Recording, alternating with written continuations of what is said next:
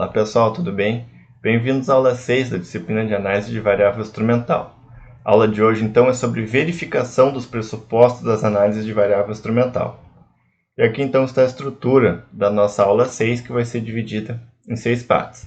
Na primeira dela então, que corresponde ao vídeo de hoje, nós vamos relembrar ou reiterar o ponto de que a validade de uma análise de variável instrumental depende da validade dos seus pressupostos. E depois, nas partes 2, 3 e 4, nós vamos discutir algumas estratégias que a gente pode utilizar para avaliar cada um dos pressupostos. Pressuposto de relevância na parte 2, pressuposto de independência na parte 3 e o pressuposto de restrição de exclusão na parte 4. Na parte 5 da aula, nós vamos falar formas de estimação com pressupostos mais fracos. E na parte 6, então, vamos fazer o nosso resumo e um fechamento da aula. Vamos iniciar então o conteúdo do vídeo de hoje, que é simplesmente um reforço da dependência da análise de variável instrumental dos seus pressupostos. Bom, nós temos dois principais conjuntos de pressupostos, né, pessoal?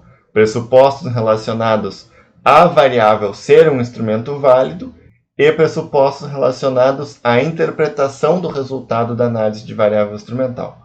Com relação ao primeiro conjunto, então, pessoal, de pressupostos, os pressupostos de relevância, independência e restrição de exclusão, esses pressupostos em conjunto implicam que Z e Y, ou seja, que o instrumento e o desfecho estão deconectados se e apenas se X tem efeito causal sobre Y. Ou seja, a associação ou não associação entre Z e Y é informativo sobre a presença ou ausência de efeito causal de X sobre Y.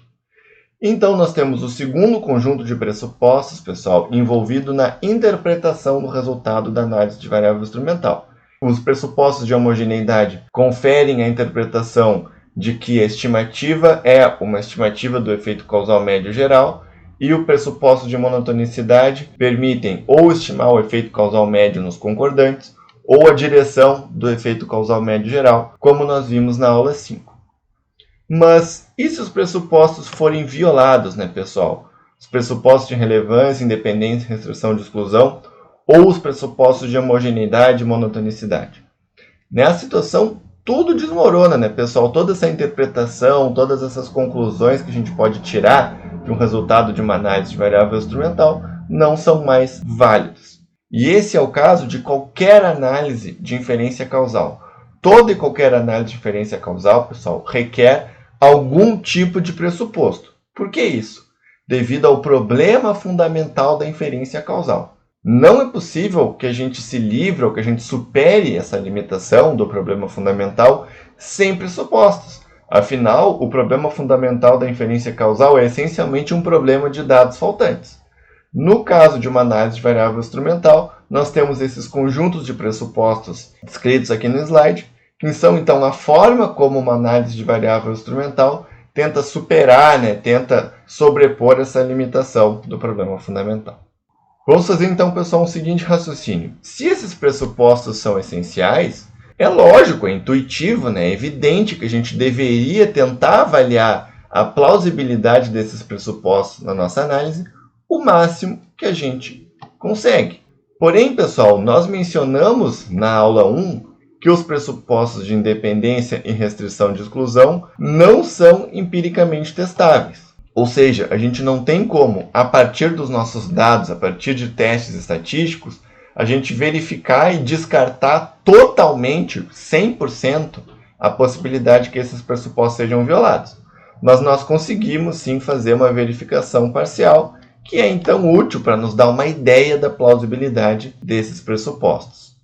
Portanto, pessoal, tendo em vista que a gente só consegue fazer uma verificação parcial, nós justificarmos os pressupostos da análise depende tanto dessa verificação analítica parcial, que é o tópico, então, da nossa aula, quanto também de uma argumentação com base na metodologia do estudo e conhecimento prévio, ou seja, uma argumentação teórica. Então, se nós tivermos bons argumentos teóricos para imaginar que os pressupostos são válidos e os resultados da nossa verificação parcial também forem na mesma direção, então, no total, nós teríamos uma boa segurança de que esses pressupostos são válidos. Teremos 100% de certeza acima de qualquer tipo de dúvida? Não, uma segurança suficiente para que seja razoável e bastante razoável a gente imaginar que esses pressupostos sejam válidos. Bom, pessoal, o vídeo de hoje é um vídeo bem curtinho mesmo. O principal objetivo dele era reiterar e reforçar e colocar na cabeça de vocês a dependência de uma análise de variável instrumental dos seus pressupostos. É muito comum algumas pessoas utilizarem metodologias de inferência causal, como análise de variável instrumental, ou como algum tipo de estimação com base em score de propensão e outras metodologias, e automaticamente concluir que aquele resultado pode ser interpretado como uma estimativa de efeito causal, sem uma consideração adequada dos pressupostos que estão por trás da análise. Então, nenhuma análise de inferência causal é inerentemente mais robusta do que outra.